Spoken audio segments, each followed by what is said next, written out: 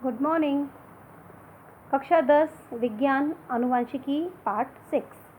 कल हमने पार्ट 5 पढ़ा था। पार्ट 5 के अंदर हमने कल मेंडल के पृथक नियमों को पढ़ा था, जिसमें हमने मेंडल का तीसरा नियम स्वतंत्र अपव्यूहन का नियम उसको हमने पढ़ा था। आज पार्ट 6 में हम उससे आगे टॉपिक को कंटिन्यू करते हैं। संकर पूर्वज संकरण। सबसे पहले संकर पूर्वज संकरण होता क्या है? यदि F1 पीढ़ी का संकरण, F1 पीढ़ी यानी कि वहाँ पर जो दोनों कारक थे वे दोनों ही कारक विपरीत थे, यानी कि एक कैपिटल T था और एक हमें स्मॉल t प्राप्त हुआ था, वो पौधे को प्राप्त हुए थे। यदि F1 पीढ़ी के पौधों का संकरण दोनों जनक यानी कि या तो हम प्रभावी जनक ले सकते हैं या हम अप्रभावी जनक ले सकते हैं। यदि F1 पीढ़ी का संकरण प्रभावी या अप्रभावी दोनों में से किसी भी एक के साथ कराया जाए तो यह संकर पूर्वज संकरण कहलाता है। संकर पूर्वज संकरण जो होता है वह दो प्रकार का होता है। पहला होता है बाह्य संकरण। बाह्य संकरण इसके अंतर्गत F1 पीढ़ी जो होती है उस F1 पीढ़ी का जो संकरण होता है वो हम प्रभावी जनक यानी कि समयुग्मनजी प्रभावी जनक के साथ कराते हैं। शुद्ध पौधे के साथ संकरण कराया जाता है, तो ये जो संकरण होता है वह कहलाता है बाह्य संकरण। अब इस संकरण को भी हम एक रेखा चित्र के द्वारा स्पष्ट समझेंगे, जैसे कि यहाँ पे रेखा चित्र दिया है। यहाँ पर हमने ले ली है F1 पीढ़ी। F1 पीढ़ी जिसमें कि दोनों ही कारक जो हैं वो विपरीत लक्षणों वाले हैं और उसका संकरण हम करवा रहे हैं प्रभावी जनक के साथ, दोनों ही कैपिटल T। ये उनके युग्मक हो गए। अब हम सबसे पहले इस T का संकरण इस T के साथ में करवाते हैं और हमें ये पौधा यहाँ पे प्राप्त होता है। ठीक वैसे ही इस T का संकरण इस T के साथ, जब इस T को इन दोनों ही पौधे से संकरण करवा देते हैं तो इस T को हम इन दोनों से बारी बारी से संकरण करवाते हैं, क्रॉस करवाते हैं और हम यहाँ पर ये पौधे प्राप्त करते हैं। अब हम यहाँ पर अगर हम देखें तो यहाँ पर यह पौधा जो प्राप्त हमको होता है वह समयुग्मनजी पौधा है। यह पौधा भी समयुग्मनजी पौधा है।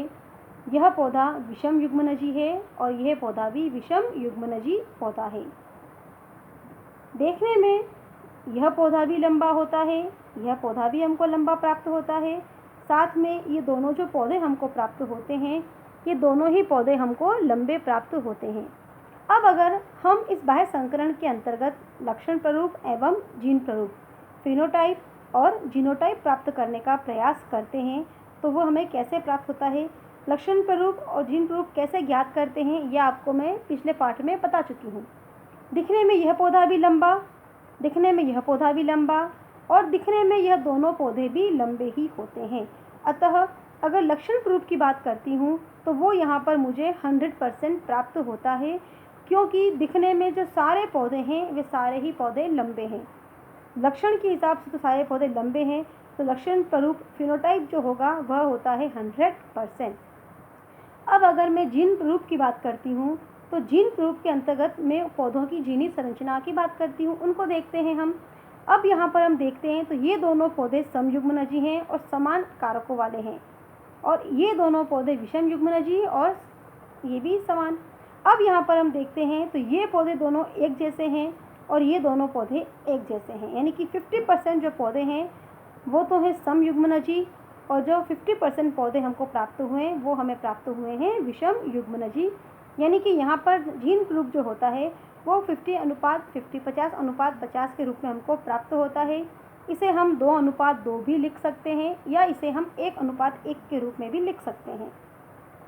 कहने का मतलब बाह्य संकरण के अंतर्गत लक्षण प्ररूप 100% एवं जीन प्ररूप 1:1 हमको प्राप्त होता है। अब हम पढ़ते हैं संकर पूर्वज संकरण का दूसरा प्रकार, जिसे कि हम कहते हैं परीक्षण संकरण। परीक्षण संकरण, इस संकरण के अंतर्गत जब F1 पीढ़ी का संकरण जो होता है वह अप्रभावी जनक के साथ में, यानी कि दोनों ही T बौनेपन के लिए हैं और समान के साथ कराते हैं तो उसे हम परीक्षण संकरण कहते हैं। इसे भी हम एक चार्ट के द्वारा ही समझते हैं, जैसे कि यहाँ पर ये देखिए, यहाँ पर अगर हम इस पौधे की बात करते हैं तो ये हमारी है F1 पीढ़ी और ये हमारी है अप्रभावी जनक। अब इस F1BD का संकरण अप्रभावी जनक के साथ में कराया जा रहा है। यहाँ पर ये हमने युग्मक प्राप्त कर लिए। अब बिल्कुल वैसे ही जैसे कि हमने पहले किया था, इस टी का जो संकरण है वह बारी बारी से इन दोनों के साथ कराएंगे, फिर इस टी का संकरण बारी बारी से इसके साथ और फिर इसके साथ संकरण कराएंगे और हम यहाँ पे युग्म पेयर बनाएंगे। अब हम देखते हैं इस टी का संकरण इन दोनों से अगर हम करवाते हैं तो हमें ये वाला पौधा या ये कारकों का युग्म प्राप्त होता है। फिर इस टी को इन दोनों से क्रॉस करवाते हैं तो ये कारकों का युग्म हमको यहाँ पे प्राप्त होता है।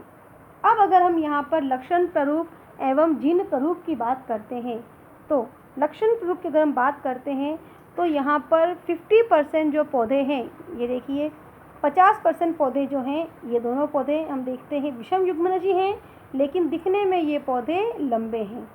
ठीक वैसे ही 50% जो पौधे हैं वे हमको यहाँ पे बौने पौधे प्राप्त होते हैं।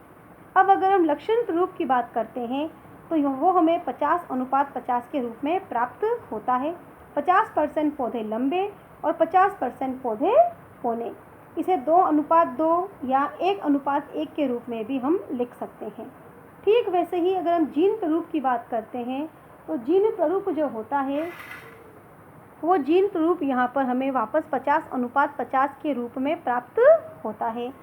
जैसे कि यहाँ पर ये दोनों विषम युग्मनजी पौधे, विषम कारकों वाले, और ये दोनों सम युग्मनजी पौधे हैं। अब 2 पौधे ये वाले हैं और 2 पौधों के जीन इस तरह से हैं, तो जीन प्ररूप जो होता है वह भी हमको 50% संकर लंबे और 50% शुद्ध बौने पौधे हमें यहाँ पे प्राप्त होते हैं।